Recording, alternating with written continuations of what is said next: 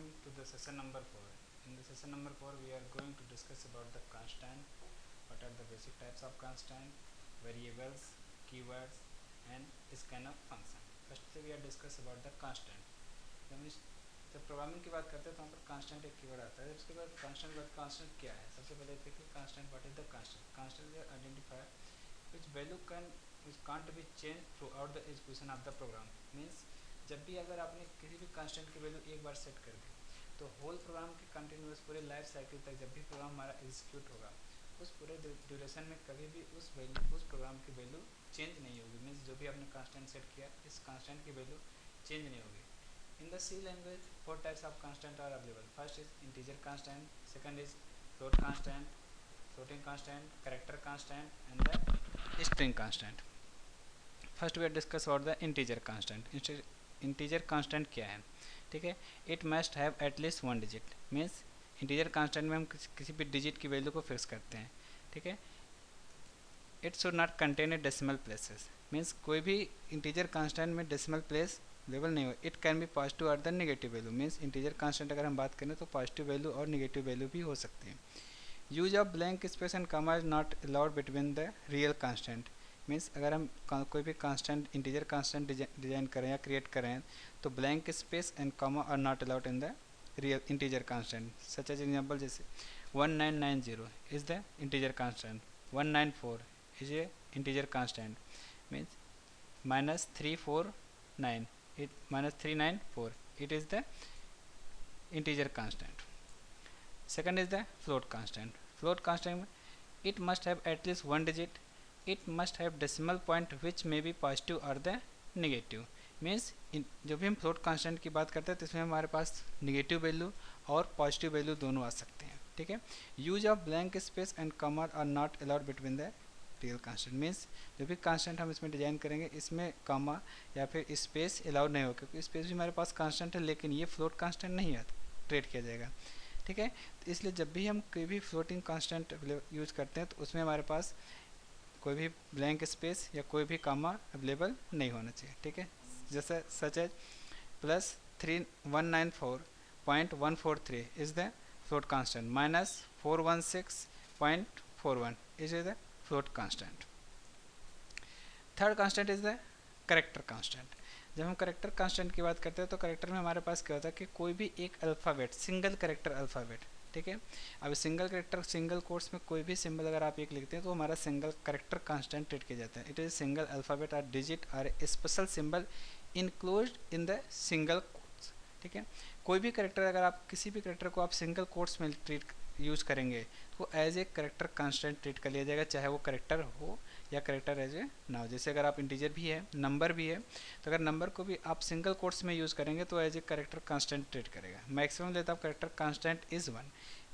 Second thing is जब भी आप करेक्टर कांस्टेंट क्रिएट करने की बात करते हैं तो वहाँ पर उसकी मैक्सिमम जो लेंथ है, मैक्सिमम लेंथ क्या हो सकती है, सिर्फ 1 बाइट की हो सकती है। मीन्स 1 हो सकती है, इससे ज़्यादा आप कोई भी करेक्टर कांस्टेंट क्रिएट नहीं कर सकते। जैसे सच एज एग्जाम्पल यहाँ पर देखिए आप एग्जाम्पल में यहाँ पर सिंगल कोट्स के अंदर कैपिटल टी यूज़ किया गया है। Means it is a character constant. Second thing is single quotes के अंदर आप 9 नंबर यूज़ किए हो, ठीक है। It is a integer number but it use as a single quote, that's why it treat as a character constant. Here the dollar symbol it is special character but included in the single quote is treated as a character constant। Fourth is a string constant, ठीक है। जब भी किसी भी character को, किसी भी word को अगर आप डबल कोट्स के अंदर ट्रीट यूज़ करते हैं, कोई भी कलेक्शन ऑफ करेक्टर्स हो सकता है, लेकिन अगर आप उसको डबल कोट्स के अंदर ट्रीट करेंगे तो वो कांस्टेंट हमारा एज ए ट्रीट किया जाता है स्ट्रिंग कांस्टेंट। अब इसके अंदर आप लेटर्स कंटेंट कर सकते हैं, डिजिट्स कंटेंट कर सकते हैं, स्पेशल करेक्टर कंटेंट कर सकते हैं, as well as it also contain the blank spaces, ठीक है। मीन्स अभी तक हम किसी भी कांस्टेंट में हम ब्लैंक स्पेस क्रिएट यूज़ नहीं कर पा रहे थे, लेकिन अगर हम स्ट्रिंग कांस्टेंट क्रिएट करते हैं तो स्ट्रिंग कांस्टेंट के अंदर हम ब्लैंक स्पेस को भी यूज़ कर सकते हैं एज ए कांस्टेंट, ठीक है। तो ये हमारे पास ये थे 4 टाइप के कांस्टेंट, कौन कौन से, integer, float, character and string constant. After that we are going to discuss about the variable, ठीक है। अब मैंने कांस्टेंट तो डिक्लेयर कर लिया, लेकिन कांस्टेंट के बाद अगर मुझे वेरिएबल क्रिएट करना है तो वेरिएबल कैसे डिक्लेयर करेंगे, वेरिएबल क्या होता है, क्या यूज़ है पर्टिकुलर किसी एक वेरिएबल का, ठीक है। तो तो यहाँ पर हम देखते हैं कि सबसे पहले वेरिएबल का क्या है। Variable is the meaningful name of the data storage location in computer memory. ठीक है, अब देखें जैसे सपोज करें, मैंने डिस्कस किया था इससे पहले भी कि जब भी कोई भी डेटा अगर हम अपने प्रोग्राम को देते हैं तो किसी न किसी मेमोरी लोकेशन पे जाके स्टोर होता है, क्योंकि हमारे पास स्टोरेज डिवाइस तो मेमोरी लोकेशन है, मेमोरी में ही स्टोर करेंगे। तो अब हम अपने प्रोग्राम से मेमोरी लोकेशन को एक्सेस कैसे करें, how we access the data from to your computer from the memory. Means memory से डेटा को अगर एक्सेस करना है तो कैसे हम उसको एक्सेस करेंगे। तो इस पर्टिकुलर प्रॉब्लम के लिए एक सोल्यूशन होता है कि आप we can create the variable. Means variable is the meaningful name, या कह सकते हो कि एक लोकेशन का नेम है कि जिसके थ्रू हम ये आइडेंटिफाई कर लेंगे कि पर्टिकुलर डेटा जो भी आपने अपने प्रोग्राम में क्रिएट किया, ये पर्टिकुलर डेटा आपके मेमोरी लोकेशन में मेमोरी के किस पर्टिकुलर लोकेशन पे अवेलेबल है। Means when using the variable you refer the memory address of the computer. ठीक है, तो जो भी आपका कंप्यूटर है, जो भी आपका कंप्यूटर मेमोरी है, ये आपके एड्रेस को आइडेंटिफाई कर देगा कि आपका यह मेमोरी एड्रेस, आपका यह वेरिएबल जो आपका डेटा है, ये डेटा पर्टिकुलर मेमोरी के इस लोकेशन पे स्टोर्ड है। अगर आप थोड़ा सा बैक जाएँ तो अभी हमने डिस्कस किया था कि डेटा टाइप मैंने वहाँ पर डिस्कस किया था कि इंटीजर, फ्लोट, कैरेक्टर। इसके साथ साथ मैंने फॉर्मेट कैरेक्टर डिस्कस किया था। अगर हम फॉर्मेट कैरेक्टर आपको ध्यान होगा तो मैंने वहाँ पर परसेंटेज यू यूज़ किया था। मीन्स परसेंटेज यू किस लिए यूज़ किया गया था कि किसी भी वेरिएबल का अगर आपको एड्रेस फाइंड आउट करना है कि इस पर्टिकुलर वेरिएबल का एड्रेस मेमोरी में क्या है, तो आप परसेंटेज यू के थ्रू एक्सेस कर सकते हैं। तो मीन्स अगर आप किसी वेरिएबल को परसेंटेज यू के थ्रू डिस्प्ले करेंगे तो आपको ये बता देगा कि ये पर्टिकुलर वेरिएबल मेमोरी के किस लोकेशन पे क्रिएट किया गया। मीन्स अगर आप उस पर्टिकुलर वेरिएबल पे कोई भी डेटा स्टोर करना चाहते हैं तो आपका डेटा जो भी डेटा है, ये डाटा मेमोरी के किस लोकेशन पे जाके स्टोर होगा। इसके बाद सेकंड थिंग आती है कि how we create the variable. ठीक है, मैंने पहले वेरिएबल को डिस्कस किया कि वेरिएबल क्या है। इसके बाद हमारे पास जो सेकंड प्रॉब्लम आएगी, सेकंड प्रॉब्लम ये आएगी how we create the variable है, how we declare the variable. ठीक है, तो वेरिएबल डिक्लेयर करने के लिए हमारे पास दो चीज़ चाहिए होती है। पहली चीज थिंग्स कि what are the type of the variable. ठीक है, means which type of data we want to store in the variable. मुझे ये पहले बताना होगा कि किस टाइप का डेटा मुझे उस वेरिएबल में स्टोर करना चाहता हूँ, कि इसी के अकॉर्डिंग हम क्या करेंगे, उस वेरिएबल पर्टिकुलर वेरिएबल का हम टाइप बताएंगे कि ये हमारा पर्टिकुलर वेरिएबल किस टाइप का है। ठीक है, second thing what is the identifier of the variable. ठीक है, मीन्स हम ये बताएंगे कि ये पर्टिकुलर जो वेरिएबल है, हम इस वेरिएबल को किस नेम से रिफ़र करेंगे। अगर सपोज करिए मुझे एक्सेस करना है तो how we access means name of the variable. तो two things here, first thing integer and the counter, second character and the ch. Means here in the integer int is the data type of counter variable. Means counter variable store only that value which is type of the integer. Ch, correct, ch and the char means ch is the variable which is able to store the value of character type. Means firstly we define the provide the data type and second we provide the name of the variable. ठीक है, जब मैंने variable use किया, variable declare किया, third things हमारे पास ये problem आती है कि how we store the value. ठीक है, और वी कंसिडर इनिशियलाइजिंग वेरिएबल कि मीन्स अब मुझे वेरिएबल में वैल्यू को स्टोर करना है, तो वेरिएबल में वैल्यू को कैसे स्टोर करेंगे, क्या मैकेनिज्म हो सकता है वैल्यू को स्टोर करने का। ठीक है, तो यहाँ पर हमारे पास डिफरेंट टाइप के मैकेनिज्म हो सकते हैं कि हम वैल्यू को डिफरेंट पोजीशन पे स्टोर कर सकते हैं। ठीक है, यहाँ पर दो कंडीशन होती है। पहली कंडीशन ये होती है कि जब भी आप किसी वेरिएबल की वैल्यू को वेरिएबल में वैल्यू स्टोर करना चाहते हैं तो आप डिक्लेरेशन टाइप पे इनिशियलाइज कर सकते हैं वेरिएबल को, as well as you can initialize store the value at run time. Means जब आप वेरिएबल को डिक्लेयर कर रहे हैं उसी वक्त उसी सिचुएशन पे आप उसके साथ वैल्यू भी प्रोवाइड कर सकते हैं। कैसे? First we provide the data type, secondly we provide the name of the variable, third we provide the assignment operator means equal to, and after that we provide the value which you want to store in the variable. ठीक है, जैसे suppose करिए आपने variable एक create किया integer type का variable x, and इसके बाद मैंने असाइनमेंट ऑपरेटर यूज किया is equal to, and after that we assign the 10 means value 10 is stored in the variable a. First we create the variable a, allocate 2 byte memory in the memory address and assign the address of the memory to variable x, and we store the value 10 to the variable x. ठीक है, second thing character ch is equal to single quotes a. अगर हमने यहाँ पर single quotes use किया, ठीक है, तो ये आपको ये ट्रीट कर लेगा कि आपने जो वैल्यू स्टोर करना चाहते हैं वो वैल्यू हमारे करेक्टर कांस्टेंट है, करेक्टर वैल्यू आप स्टोर करना चाह रहे हैं। सेकंड थिंग क्या थी, सेकंड थिंग ये थी कि आपकी वैल्यू को रन टाइम पे भी, ये तो हमारा कंपाइल टाइम पे है कि मीन्स जब वेरिएबल डिक्लेयर होगा उसी वक्त वैल्यू को इनिशियलाइज कर देगा। लेकिन अगर आप ये चाहते हो कि नहीं हमारी वैल्यू रन टाइम पे इनिशियलाइज हो, तो क्या आपको सिर्फ करना होगा वेरिएबल नेम के बाद आप डेटा टाइप नहीं बताओगे, क्योंकि डेटा टाइप आप कंपाइल टाइम पे ही आप बता चुके हो। फिर आप सिर्फ ये बताना है कि आपका वेरिएबल का नेम क्या है। इसके बाद आपको assignment operator, after that value which you want to store in the variable. ठीक है, इसके बाद नेक्स्ट पॉइंट आता है हमारे पास keywords. What is the keyword? Keyword are the reserve word of a programming language. Keywords क्या होता है कि हमारे सिस्टम के, हमारे प्रोग्राम के रिजर्व कीवर्ड होते हैं जिसको प्रोग्राम अपने पर्पज़ के लिए, जनरल पर्पज़ के लिए यूज़ करता है। All the keywords have fixed meaning. ठीक है, जितने भी कीवर्ड्स हम यूज़ करेंगे, जो भी कीवर्ड्स हमारे पास हैं, सारे के सारे कीवर्ड्स की अपनी एक पर्टिकुलर मीनिंग होती है कि हम इस कीवर्ड्स को इस मीनिंग के अलावा आप नहीं यूज़ कर सकते हैं। इस पर्टिकुलर कीवर्ड्स है, इस पर्टिकुलर कीवर्ड्स को आप इस मीनिंग के लिए यूज़ करेंगे। ये कीवर्ड्स है, इस कीवर्ड को आप इस पर्टिकुलर मीनिंग के लिए यूज़ करेंगे। These meaning can't be change. Means जो भी आपकी मीनिंग है, जो भी कीवर्ड्स की मीनिंग प्री डिफाइन, क्योंकि ये सिस्टम डिफाइन होता है, आप यूजर डिफाइन इसको नहीं कर सकता। और जो भी सिस्टम ने इसको डिफाइन किया, इसकी मीनिंग कभी भी चेंज नहीं हो सकती। जैसे यहाँ पर एक कीवर्ड है ऑटो।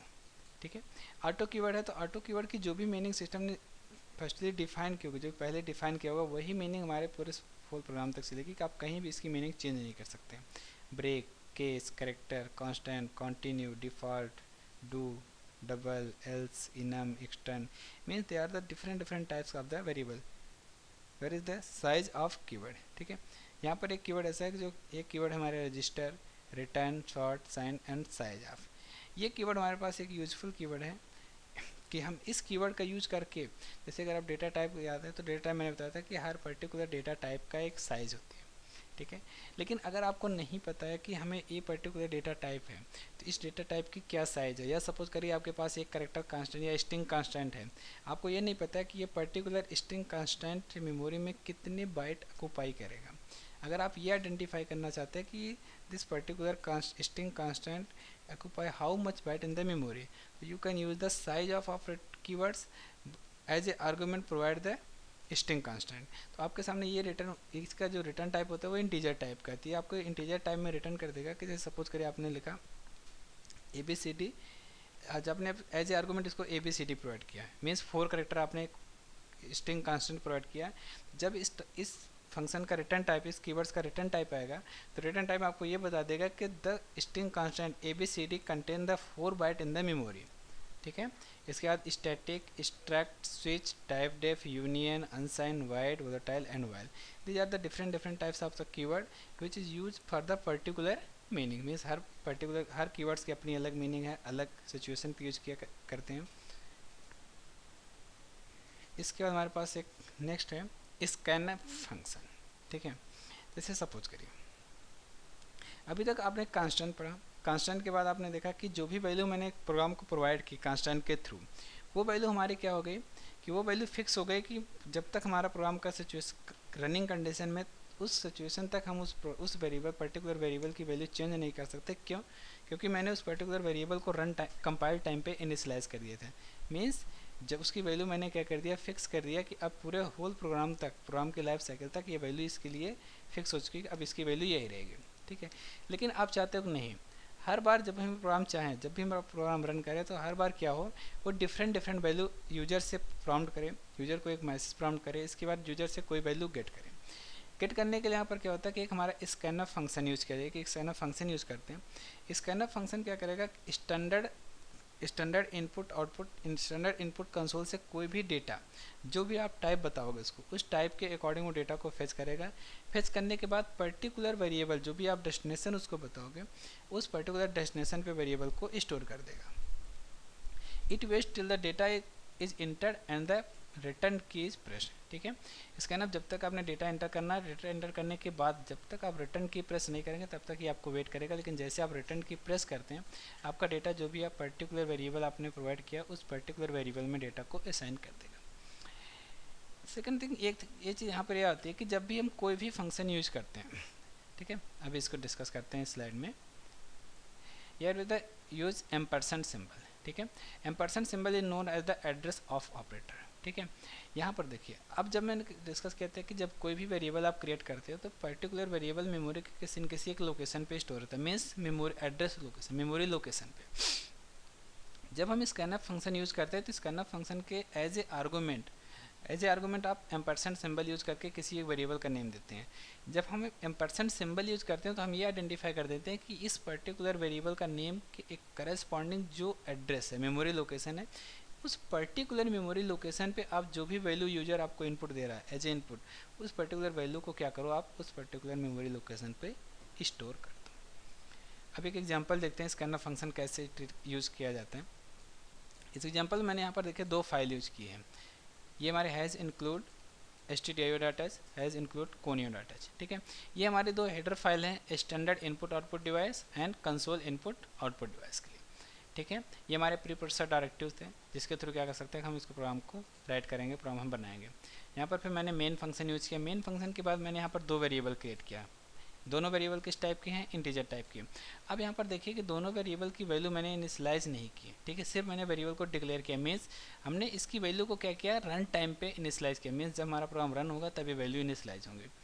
इनिशियलाइज होने के बाद मैंने यहाँ पर थर्ड लाइन पे क्या किया, एक यूजर को कमेंट, एक मैसेज दिया, इंटर एनी 2 नंबर्स, ठीक है। मीन्स यूजर कोई भी 2 नंबर अपने चॉइस के अकॉर्डिंग इंटर कर सकता है। इसके बाद मैंने जब स्कैनर फंक्शन यूज़ किया, स्कैनर फंक्शन में एज ए डबल कोट्स के अंदर मैंने क्या यूज़ किया, %d। ये %d क्या है, हर एक वेरिएबल के लिए फॉर्मेट करेक्टर स्पेसिफाई कर रहा है, क्योंकि एक वेरिएबल एक फॉर्मेट करेक्टर एक्सेप्ट करता है। तो यहाँ पर क्या किया, एक फॉर्मेट करेक्टर बताया कि आप एक इंटीजर टाइप की वैल्यू को एक्सेस करोगे, ये इंटीजर टाइप की वैल्यू को एक्सेस करेगा।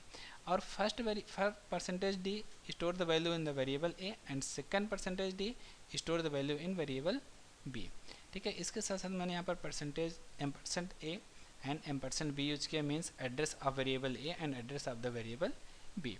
इसके बाद फोर्थ लाइन मैंने यूज किया प्रिंटफ। प्रिंटफ के बाद मैंने डबल कोट्स के अंदर मैंने लिखा you are entered %d and then number.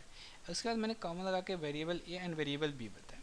Variable a variable b क्या किया कि ये परसेंटेज, फर्स्ट %d के लिए variable a first variable argument and second %d के लिए सेकंड आर्गूमेंट। मीन्स हर एक के लिए मैंने क्या किया, एक सेपरेट आर्गूमेंट इसको प्रोवाइड किया।